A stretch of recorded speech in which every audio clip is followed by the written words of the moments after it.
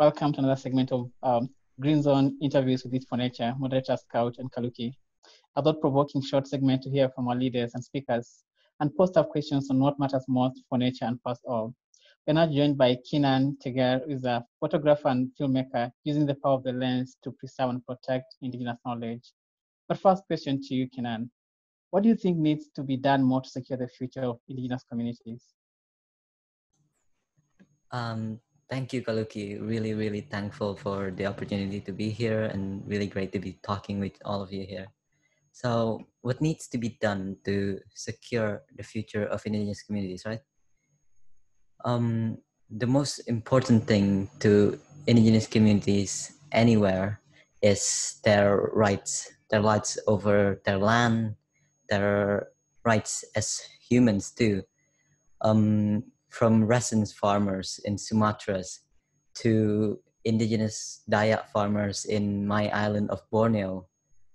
They are at times prosecuted for practicing their traditions, for practicing their rituals, and sometimes not even allowed to do that.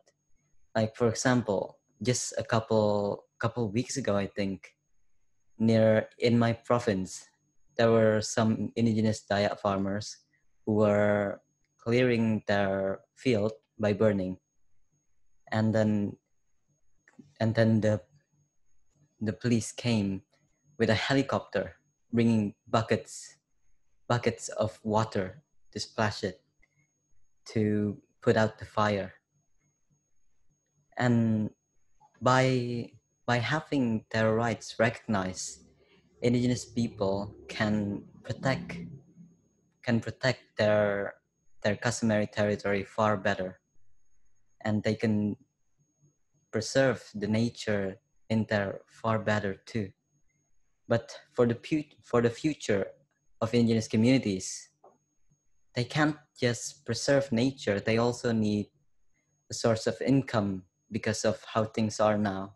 They can't simply continue their old way of life, of living from the land.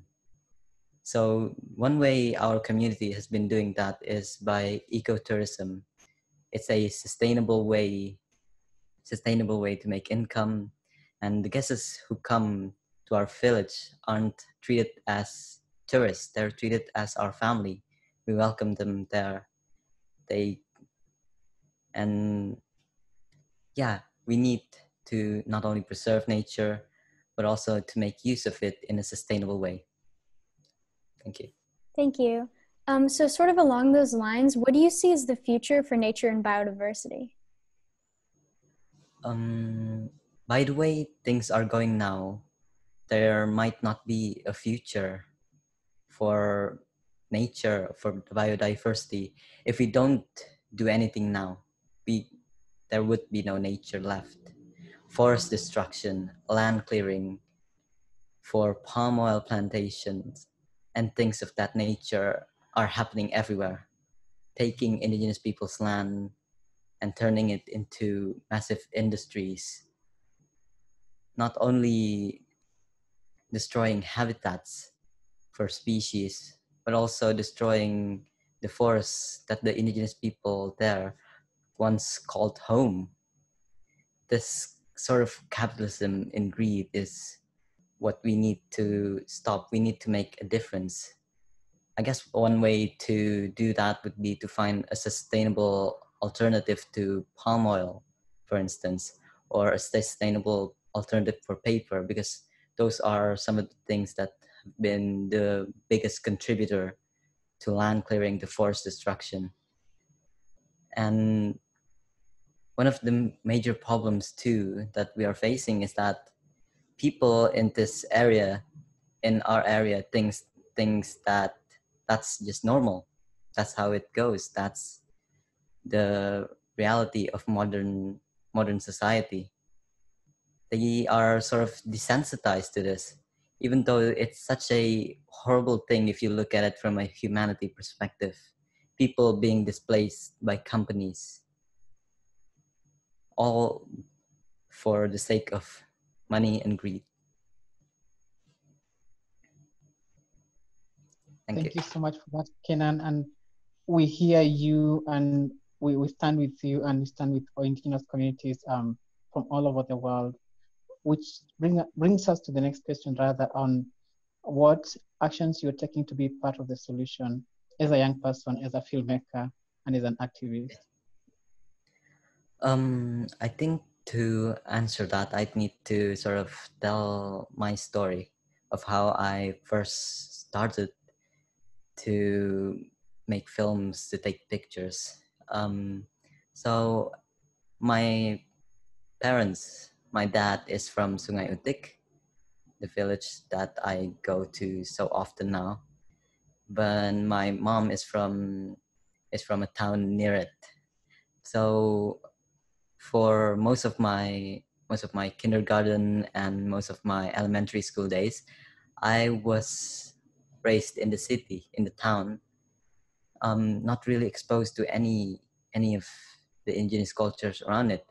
And that's actually rather surprising because it's a really small town with occupied by pretty much like 50% indigenous people. But even then, I'm not exposed to indigenous culture. That's really surprising. But around fifth grade, guess tourists started to come a lot to our village. That was when Sungai Utik first got recognition from outsiders that this is a community that has really protected their forests from greed, from clearing, and they still have a pristine forest. And so many people came to visit and to also make films there, to tell the stories of the people there.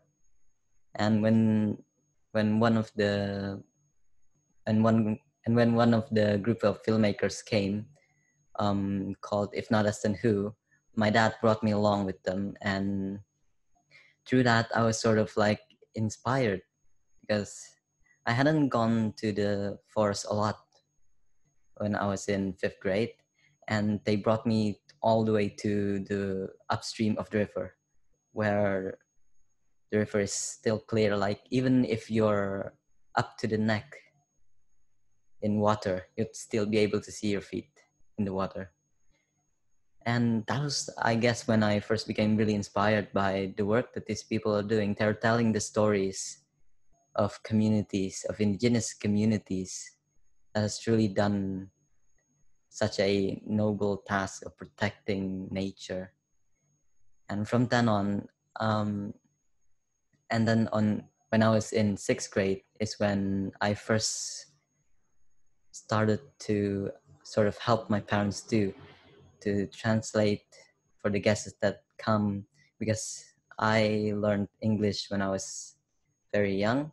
So that's where I came in. And then after that, because we saw that as something that could have been the future, I decided to be homeschooled instead. And that's when it would really started, because that's when I actually had the time, had the means to help. And soon after that, I first got my camera from my dad. And with that, I made my first film documenting a traditional ritual that happened every year in the village called Mali Umay. It was a really interesting experience for me because making film was much more difficult than it seems. It went unedited for more than 6 months because I didn't have a good computer at the time. But then there was a film festival, and I decided to just do it, just try. And when my film was first screened at an international film festival, I was really at first embarrassed because I wasn't very sure of it, but also very proud and very excited that I was able to share the story of my community from my own perspective, you know? And ever since then, I continued doing that, making films, making and documenting the lives of the people in our village. that's why I think it's really important to tell the story of the indigenous people from the perspective of indigenous people, telling our own stories. And that's the way that I have been helping, but also by documenting these things, it also helped when we needed to gain legal recognition, because the indigenous people don't speak using hard proof. We don't speak using numbers on papers. We speak by our actions. We speak by what we actually do. But for the governments, that doesn't work. We need to provide proof to them. And by my pictures, that also help. Yeah, I think that's it. Sorry. Thank you. That was a really inspiring story. Not to be like, oh, the youth are so inspiring, but that was a really inspiring story. And so, also sort of related to that, how do you think we can empower youth more? I think to empower youth, they first need to reconnect with nature, because nature is our life. That's where we came from. That's what we truly are. We are part of nature, and we need to reconnect with it before we do anything. We need to go back to our roots, especially for indigenous youth. Like me, I wasn't really that invested into my culture before, but now that I'm so inspired to share it to people everywhere. Youths are the future. We are the future. And I think the way to empower us would be to help us, to let us help decide our future. Thank you. Thank you so much, Kynan. And I think it's already evident that people like you and young people all over the world that are taking action are the reason as to why the future is a bit hopeful. And we're taking these actions knowing that we've been brought up in a very chaotic world. We've been brought up in already destroyed ecosystems. And so we are fighting to at least have a glimpse of what it feels to live in a safe, secure, and protected environment. So I think thank you so much for that, Kynan, and really you're such an inspiring young man. And in those lines, we just wish to see or hear from you what your message to the world and world leaders could be, or your call to action to everyone. My message would be that this is when we decide our future. We must act now. We can't try to find reasons to delay it. We can't procrastinate on this matter. We need to do this now. We need to make a change now. As youths, we are the one who will inherit the world along with all of the issues that are plaguing it. We are the future. We, especially me, us as indigenous peoples, climate change is an issue that has affected us firsthand. Flooding everywhere, the rain pattern changing, and it is an issue that indigenous people that we did not create, but we are more than willing to help fix it. All we need is to have our rights recognized, and by doing that, we can help with climate change.